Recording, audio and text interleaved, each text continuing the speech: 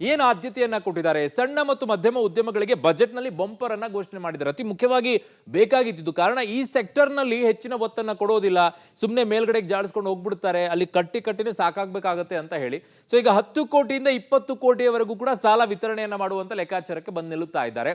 10 ಕೋಟಿಯಿಂದ 20 ಕೋಟಿಯವರೆಗೂ ಕೂಡ ಸಾಲ ವಿತರಣೆ ನಿಭಾಯಿಸುವಂತ ವಿಚಾರದಲ್ಲಿ ಗಟ್ಟಿ ಇದ್ದವರು ಅದನ್ನು ಹಾಕೊಳ್ಳಬಹುದು. ಕೆಲವು ಕಡೆಗಳಲ್ಲಿ ಕಷ್ಟ ಆಗುತ್ತೆ, ಬಟ್ ಇಲ್ಲಿ ಯಾವ ರೀತಿಯಾಗಿ ಅದು ಅಪ್ಲೈ ಆಗುತ್ತೆ? ಕಡಿಮೆ ಬಡ್ಡಿ ದರದಲ್ಲಿ 20 ಕೋಟಿಯವರೆಗೂ ಕೂಡ ಸಾಲವನ್ನ ಕೊಡ್ತಾ ಇದ್ದಾರೆ, ಕಡಿಮೆ ಬಡ್ಡಿ ದರದಲ್ಲಿ. ಯುವಕರು ಹೊಸದಾಗಿ ಏನೋ ನಾನು ಮಾಡಬೇಕು ಅಂತ ಅನ್ನುವಂಥವ್ರಿಗೆ, ಅಥವಾ ಒಂದು ಸಣ್ಣದಾಗಿರುವಂಥ ಒಂದು ಕೈಗಾರಿಕೆಯನ್ನು ಆರಂಭ ಮಾಡಬೇಕು ಅಂತಂದಾಗ ಅಂಥ ಉದ್ಯಮಿಗಳಿಗೆ ಇದು ಹೆಚ್ಚಿನ ರೀತಿಯಾದಂಥ ಲಾಭ ಸಿಗುತ್ತೆ. ಯಾಕೆ ಅಂತಂದ್ರೆ ಸಣ್ಣ ಪುಟ್ಟದಲ್ಲ, 20 ಕೋಟಿಯವರೆಗೂ ಕೂಡ ಸಾಲವನ್ನು ಕೊಡೋದು. ಬಟ್ ಅದು ಕಂಡೀಷನ್ಸ್ ಬೇರೆ ಬೇರೆ ಇದ್ದಾವೆ. ಗ್ರಾಮೀಣ ಸಣ್ಣ ಉದ್ಯಮಿಗಳಿಗೆ ಆರ್ಥಿಕವನ್ನ ನೆರವನ್ನ ನೀಡೋದು, ಇದರ ಮೂಲಕವಾಗಿ ಗ್ರಾಮೀಣದಿಂದ ವಲಸೆ ಬರುವಂತವರ ಸಂಖ್ಯೆ ಸ್ವಲ್ಪ ಕಡಿಮೆ ಆಗುತ್ತೆ ನಗರ ಪ್ರದೇಶಗಳಲ್ಲಿ. ಅದನ್ನ ಹೇಗೆ ಪ್ರದೇಶಗಳಲ್ಲಿ ಅದನ್ನ ಬಳಕೆಯನ್ನ ಮಾಡ್ತಾರೆ ಜಿಲ್ಲಾಧಿಕಾರಿಗಳು, ಆ ನಿಟ್ಟಿನಲ್ಲಿ ಗ್ರಾಮೀಣ ಭಾಗಗಳಲ್ಲಿ ಇದರ ಒಲವನ್ನ, ಅದರ ಜೊತೆಗೆ ಜನರಿಗೆ ಅವೇರ್ನೆಸ್ ಅನ್ನು ಹುಟ್ಟು ಹಾಕುವಂತ ಕೆಲಸವನ್ನ ಮಾಡ್ತಾರೆ, ನೋಡಬೇಕು. ಅದು ಬಹಳ ಇಂಪಾರ್ಟೆಂಟು. ಸೊ ಹಾಗಾಗಿ ಈ ನಿಟ್ಟಿನಲ್ಲಿ ಈಗ ಸ್ಟಾರ್ಟ್ಅಪ್ಗಳಿಗೆ 10,000 ಕೋಟಿ ಅನುದಾನವನ್ನ ತೆಗೆದಿಟ್ಟಿದ್ದಾರೆ.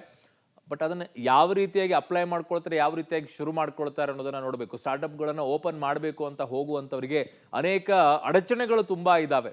ಅವುಗಳನ್ನು ಸರಳೀಕರಣಗೊಳಿಸಬೇಕಾಗಿದೆ. ಹೇಗೆ ನೀವೀಗ ತೆರಿಗೆಯನ್ನು ಸರಳೀಕರಣಗೊಳಿಸ್ತಾ ಇದ್ದೀರೋ ಹಾಗೆ ಆ ನಿಟ್ಟಿನಲ್ಲೂ ಕೂಡ ಸರಳೀಕರಣ ಆಗಬೇಕಾಗಿದೆ. ಸ್ಟಾರ್ಟ್ಅಪ್ಗಳಿಗೆ ಮುದ್ರಾ ಯೋಜನೆಗಳನ್ನು ತಂದ್ರಿ, ತಗೊಳ್ಬೇಕಾದ್ರೆ ಎಷ್ಟು ಕಷ್ಟ ಆಗುತ್ತಾ? ಆಟಿಕೆಗಳಿಗೆ ರಾಷ್ಟ್ರೀಯ ಯೋಜನೆ, ಗ್ಲೋಬಲ್ ಝೋನ್ ಅಂತ ಮಾಡ್ತಿದ್ದಾರೆ, ಹಬ್ ಅನ್ನುವಂಥದ್ದು ಮಾಡ್ತಾ ಇದ್ದಾರೆ. ಈ ಮೂಲಕವಾಗಿ ನಮ್ಮ ರಾಜ್ಯದ ಚನ್ನಪಟ್ಟಣದ ಆಟಿಕೆ ಸಾಮಾನುಗಳಿಗೆ ಹೆಚ್ಚಿನ ಒತ್ತಿದೆ. ಆಮೇಲೆ ಉತ್ತರ ಕರ್ನಾಟಕದ ಕೆಲವು ಕಡೆಗಳಲ್ಲಿ ಆಟಿಕೆ ಸಾಮಾನುಗಳನ್ನು ತಯಾರು ಮಾಡ್ತಾರೆ, ಕೆಲವುಗಳ ದೊಡ್ಡ ಮಟ್ಟದಲ್ಲಿ ಹೆಚ್ಚಿನ ಪ್ರಚಾರ ಸಿಕ್ಕಿಲ್ಲ. ಆ ಗೊಂಬೆಗಳಿಗೂ ಕೂಡ ಹೆಚ್ಚಿನ ಮಹತ್ವ ಸಿಗುತ್ತೆ. ಅವನ್ನ ಮುನ್ನೆಲೆಗೆ ತರುವಂತಹ ಕೆಲಸವನ್ನ ಈಗ ಸರ್ಕಾರ ಮತ್ತು ಸ್ಥಳೀಯವಾಗಿರುವಂತಹ ಜಿಲ್ಲಾಧಿಕಾರಿಗಳು ಮಾಡಬೇಕು. ಆ ನಿಟ್ಟಿನಲ್ಲಿ ಒಂದಿಷ್ಟು ಯೋಜನೆಗಳನ್ನು ರೂಪಿಸ್ಕೊಳ್ಳಿ ಅಲ್ಲಲ್ಲಿ ಜಿಲ್ಲಾಧಿಕಾರಿಗಳು. ಚರ್ಮೋದ್ಯಮ ಉತ್ತೇಜನಕ್ಕೆ ಆದ್ಯತೆಯನ್ನ ಕೊಡ್ತಾ ಇದ್ದಾರೆ. ಎಕ್ಸ್ಪೋರ್ಟ್ಗಳನ್ನು ಮಾಡಬೇಕು ಅನ್ನುವಂಥ ಒಲವನ್ನು ತೋರಿಸ್ತಾ ಇದ್ದಾರೆ.